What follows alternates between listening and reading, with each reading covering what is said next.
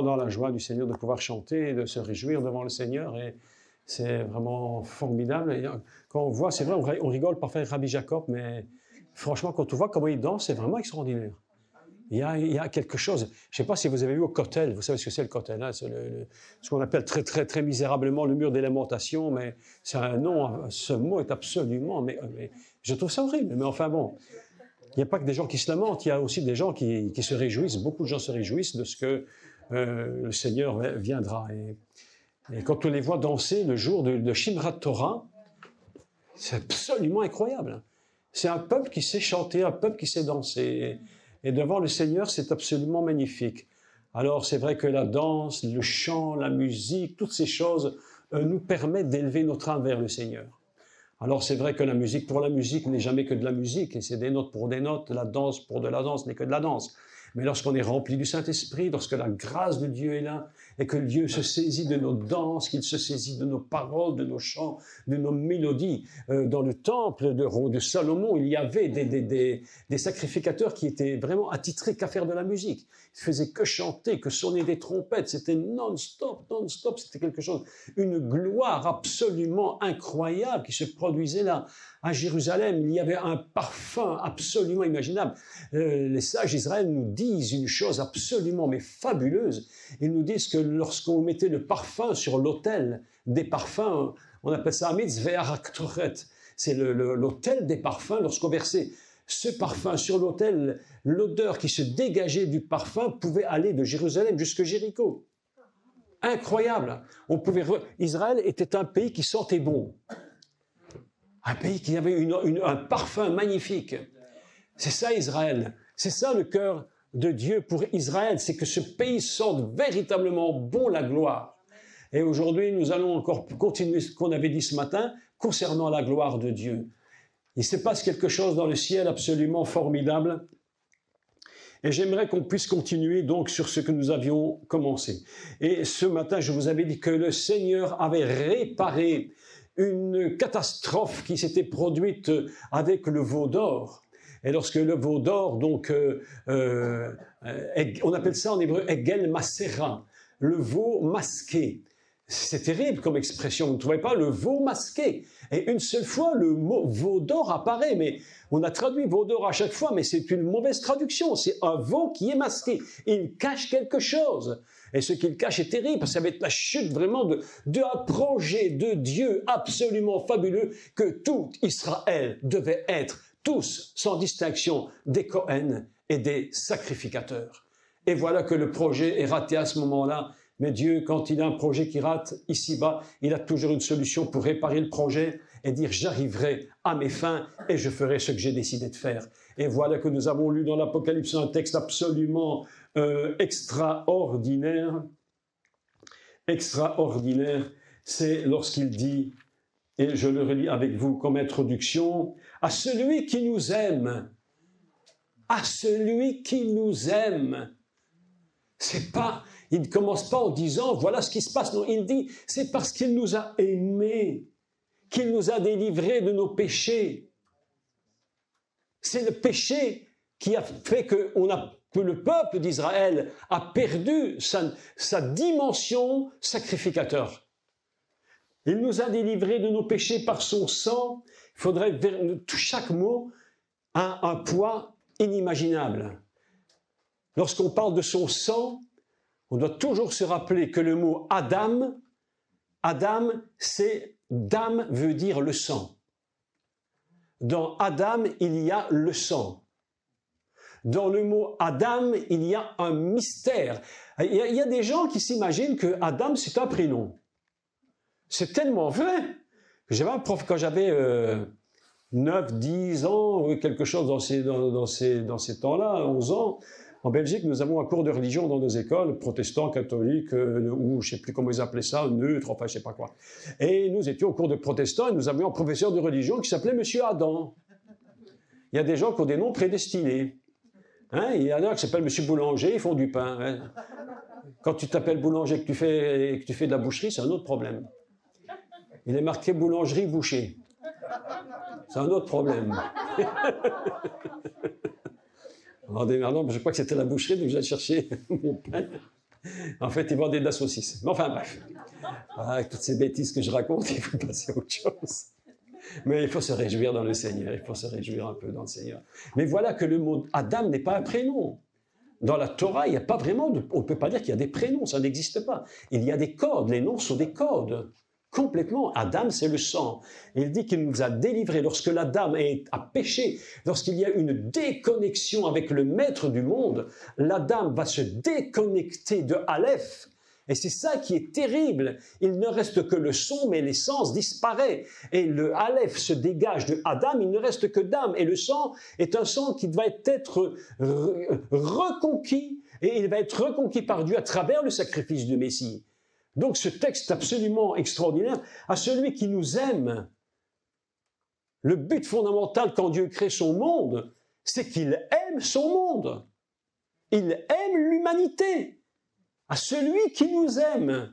Mais on n'a pas bien pesé le mot aimer. Je vous assure qu'on a mal pesé le mot aimer, parce qu'on est toujours en train de le ramener à notre amour, à nous humains, mais ça nous dépasse. L'amour nous dépasse, l'amour de Dieu nous dépasse. Vous savez, lorsqu'il donne son Fils, on n'a même pas compris véritablement le sacrifice que Dieu fait. Si nous devions, pour faire une comparaison,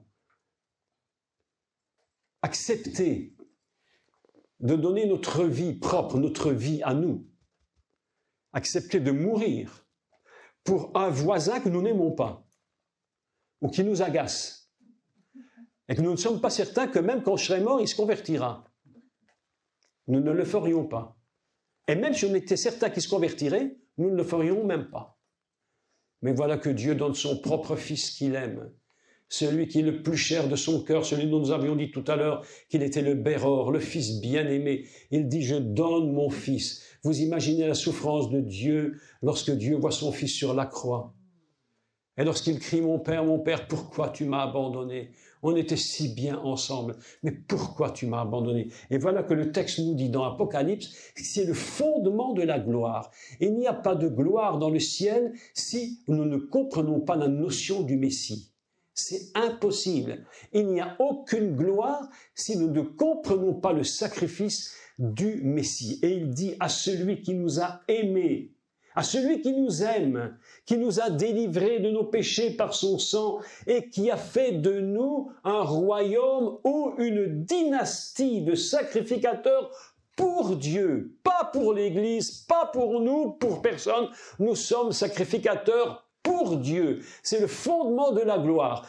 Du moment au moment où le pour Dieu se transforme pour l'Église ou pour moi, la gloire de Dieu disparaît. Je vous dis, il n'y a que de la gloire lorsque nous sommes sacrificateurs pour Dieu. Ce que je fais aujourd'hui, je le fais devant vous, mais d'abord pour lui. Je suis en train de le servir lui. Lorsque tu es en train de danser, tu te réjouissais pour toi, mais avant tout pour lui. Et c'est ainsi que la gloire de Dieu peut demeurer dans nos vies et dans nos assemblées. Si nous travaillons pour le Seigneur, trop de gens font des choses pour eux-mêmes. Je ne bâtis pas une église pour moi, je bâtis une église pour Dieu. Et lorsque quelqu'un dit, si je quitte l'église, je ferme l'église, c'est-à-dire que tu n'avais jamais rien compris du tout à la gloire. Parce que si toi-même tu n'étais plus dans ton église comme pasteur, au moins tu peux passer la place à un autre parce que nous ne sommes pas indispensables. La gloire de Dieu dépend de ce qu'on fait pour lui, pas de ce qu'on fait pour nous. À lui soit la gloire et la puissance au siècle des siècles. Et elle termine par quoi? Amen. Et nous avons tous compris depuis hier soir que lorsqu'on dit Amen, ça introduit tout ce qui va suivre. Et ça ne clôture pas cette phrase, mais ça engendre toute la suite de ce qui va se dire dans l'Apocalypse. Donc je vous répète, bien entendu, que l'Apocalypse, fondamentalement, la gloire de Dieu ne repose pas sur un apocalypse de catastrophe. Lorsqu'on parle de l'Apocalypse, il faut éviter de mettre l'accent sur les catastrophes. Il faut absolument commencer par qui est le Seigneur. C'est ainsi qu'il commence donc ce livre de l'Apocalypse. Et je continue. Il dit, voici, il vient avec les nuée, c'est-à-dire avec la gloire. Et nous nous rappelons cette parole des anges qui sont venus voir les disciples lorsque le Yeshua est monté au ciel, ils l'ont vu partir. Et puis, c'est amusant l'histoire parce qu'ils étaient là et ils attendaient qu'il revienne. Ils se sont dit, il va peut-être faire un aller-retour. Il vient, il part et il vient. Et les anges, après un moment, voyant que les disciples ne partaient pas, sont descendus en disant, mais écoutez, allez à Jérusalem, parce que s'il ne va pas revenir tout de suite, allez à Jérusalem et attendez là-bas ce qu'il vous a promis. C'était absolument incroyable. Et ils partent à Jérusalem le jour de Shavuot, ils vont jusqu'à la fête de Shavuot et ils attendent et le Seigneur leur envoie le Saint-Esprit. Ça, c'est, mes amis, tout ce que vous lisez ici de l'Apocalypse, tout ce que vous lisez de l'Apocalypse, c'est tout ce qui était avant. Vous voyez que l'introduction de l'Apocalypse, c'est comme, j'allais dire, comme une concentration de tout ce qui était dit avant, au niveau de la Torah, au niveau du Messie. C'est ça l'Apocalypse. C'est ainsi que ça commence. Vous imaginez? Vous ne devrez jamais faire d'Apocalypse en négligeant le début du livre et en ne parlant que des situations qui vont venir dramatiques. Il faut toujours introduire par la puissance messianique. Et donc, je continue. Voici, il vient avec les nuées, c'est-à-dire avec la gloire.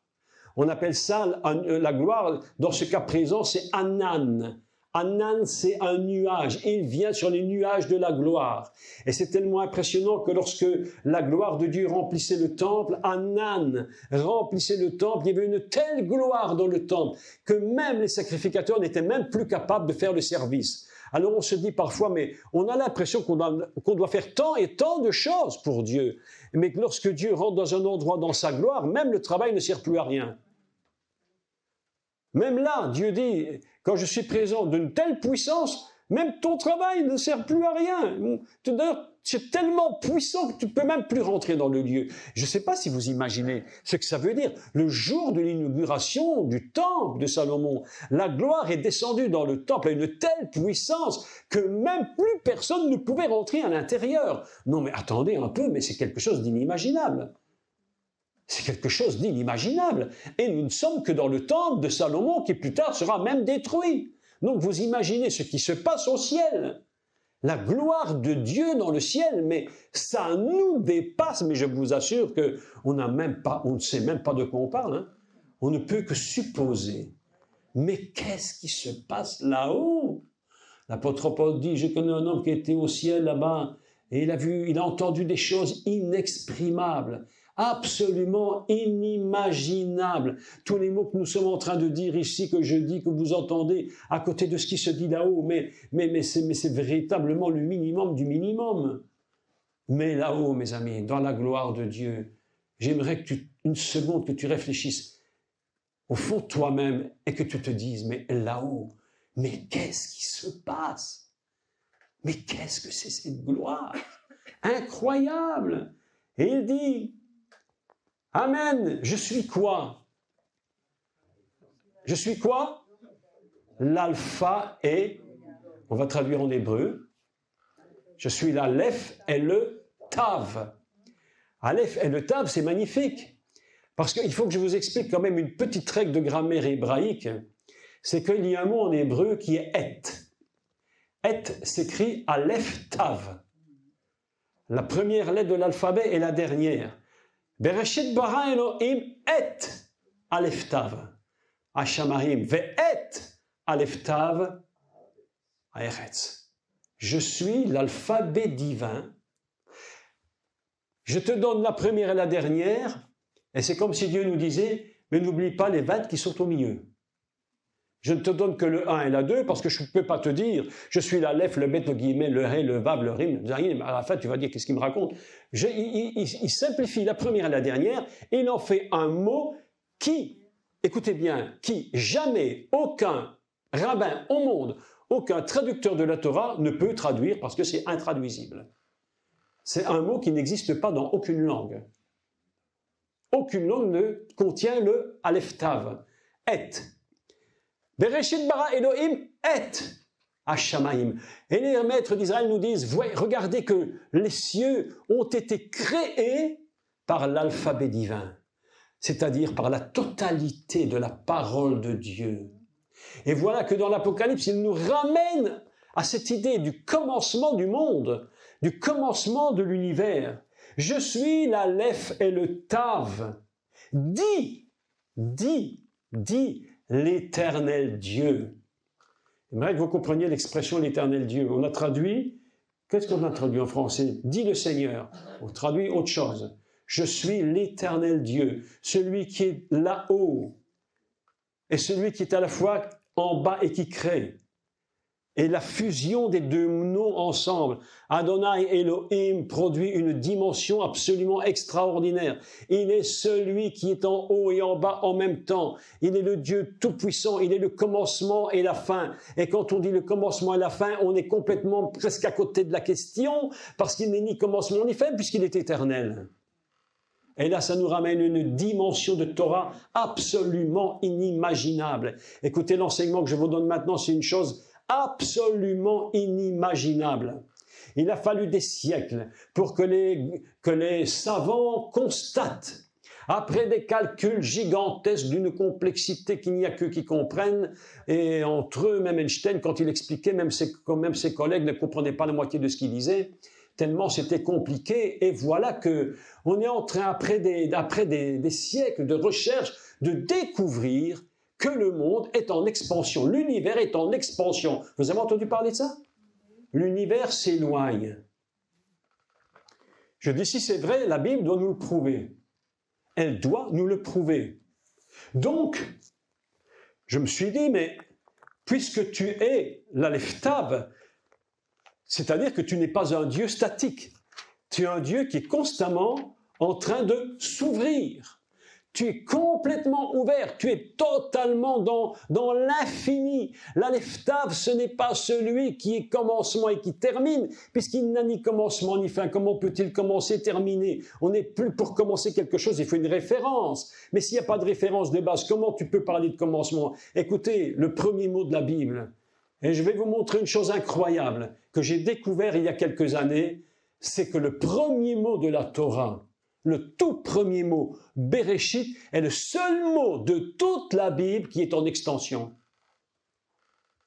et qui contient à l'intérieur la nature divine dans sa totalité, cachée dans la plus petite lettre de tout l'alphabet divin.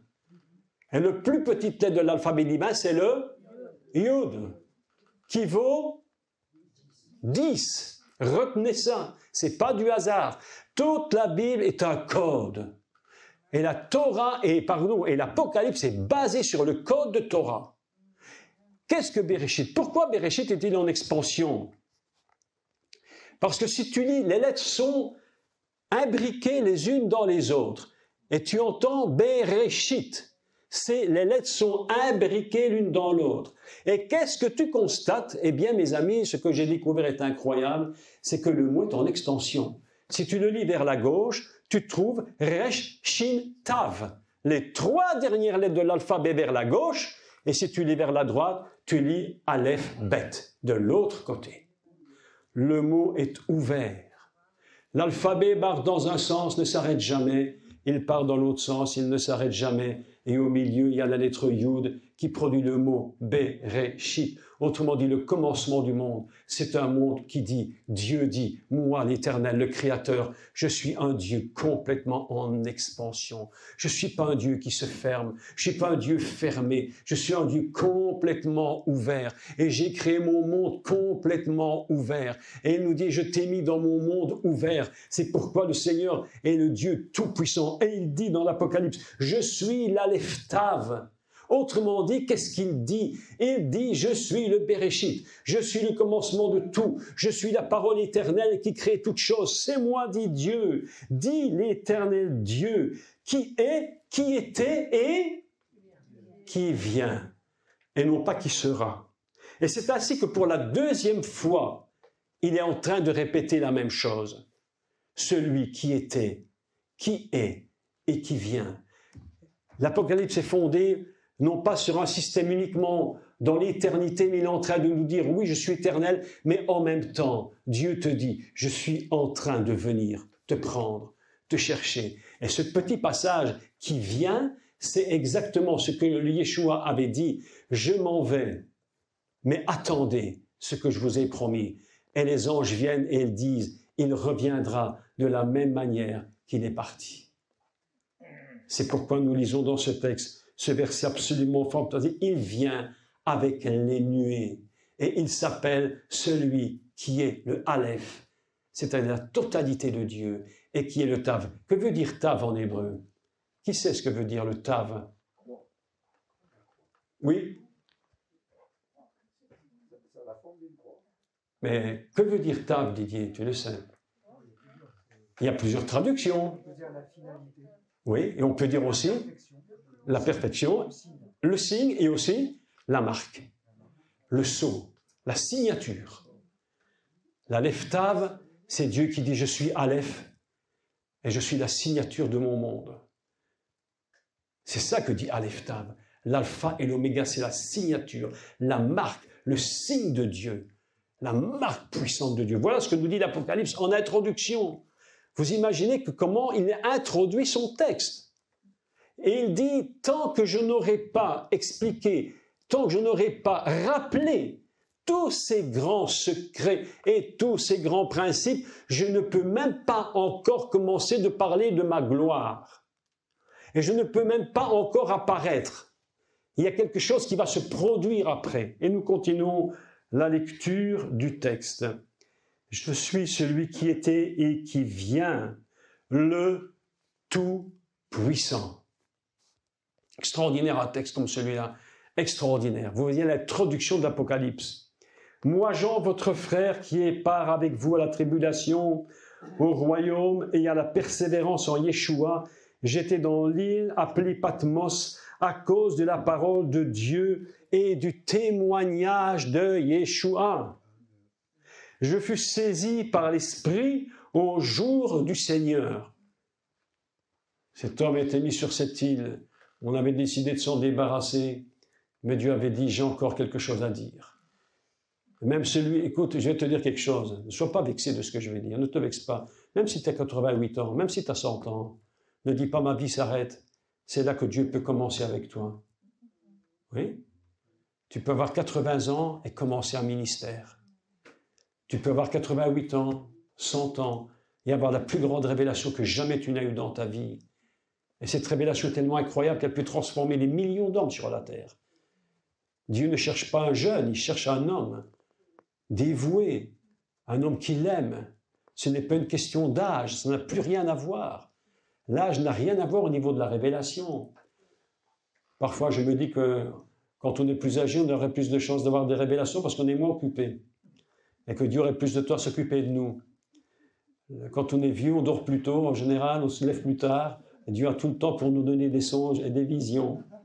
Ah non, hein, mon frère, hein, je te parle à toi. Hein. Les jeunes gens auront des songes, et les vieillards, ils auront des... Voilà, les jeunes gens, ils ont des songes, et les jeunes gens, ils ont des projets.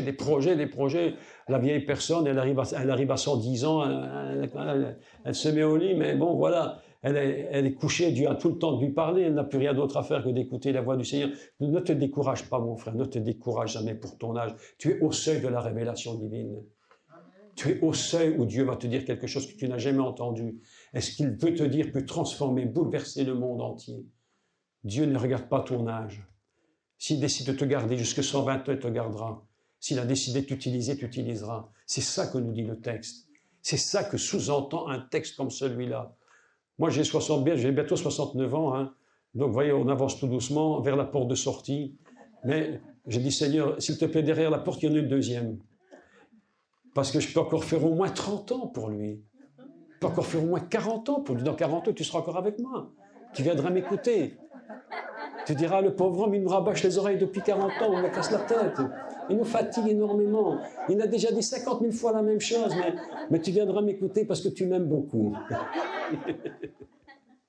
Mais oui, je vous plaisante un peu. Mais c'est parce que je veux que dans la joie du Seigneur, c'est la gloire de Dieu. Dieu, dans son ciel, il y a la joie, il y a la gloire. Et nous ne devons jamais regarder à qui nous sommes et à ce que nous paraissons. Ne regarde jamais à la tête que tu as. Il n'a pas d'importance la tête que tu as. Ce qui est important, c'est la tête que tu fais. C'est ça la vérité. La tête que tu fais détermine tout. Tu peux avoir une tête impossible.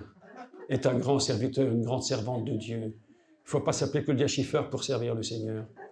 Non, non, il faut être un homme et une femme droits. Vous comprenez ça? Il y a des chrétiens qui ont toujours la tête jusque par terre, ils s'en sortent jamais. Parce qu'ils se lèvent le matin dans le miroir et disent, mon Dieu, mais quelle catastrophe. Il dit, mon Dieu, mais j'ai encore pris 10 ans ce matin, j'ai encore 3 rides en plus. Vite, tu vas chercher quelque chose pour enlever la ride. Et t'es complètement fichu, t'en peux plus, tu vois. Et t'as l'impression que le diable t'attaque du matin au soir, t'es toujours dans les problèmes. Ah, le diable me fait tant de soucis, mais il me fait tellement de problèmes. Okay? Il veut pas me lâcher, il veut pas me lâcher. Ah, vous savez, vous connaissez l'histoire de la femme qui était complètement à bout de souffle avec le diable? Est-ce que vous connaissez l'histoire? Ah, mais je vous la raconte. Vous voulez que je vous raconte ou pas? Ah, vous voyez comment vous êtes, hein? Ah non, mais je vous dis, il faut que je vous plaisante. C'est une femme, une chrétienne, une bonne chrétienne, mais elle passe une période de sa vie, elle n'en peut plus, elle est fatiguée. Elle dit, il faut que j'aille voir le pasteur, il faut qu'il prie pour moi. Elle dit, elle va voir le pasteur, toc, toc, toc, pasteur, donne-moi rendez-vous, s'il te plaît, il faut que je vienne te voir. Le pasteur dit, mais écoute, ma chère sœur, venez me voir, tel jour, à telle heure, la bonne femme arrive à là, j'ai le pasteur. Alors, ma chère sœur, qu'est-ce qui se passe, dit le pasteur. Elle dit, pasteur, je n'en peux plus. Le diable m'attaque du matin au soir. Il ne me laisse pas tranquille. Je suis fatigué. Je n'en peux plus. J'ai beau le chasser, il revient tout le temps. Elle dit, est-ce que vous ne pourriez pas faire quelque chose? Le pasteur dit, ben, ma chère sœur, qu'est-ce que vous voulez qu'on fasse? Pasteur, écoute, je voudrais te demander une chose, s'il te plaît. Est-ce qu'on ne pourrait pas prier pour que le diable se convertisse? Le pasteur dit à la femme, mais ma soeur, mais tu ne te rends pas compte. Mais si le diable se convertit, mais nous les pasteurs, on est tous à la NPE. Je vous dis.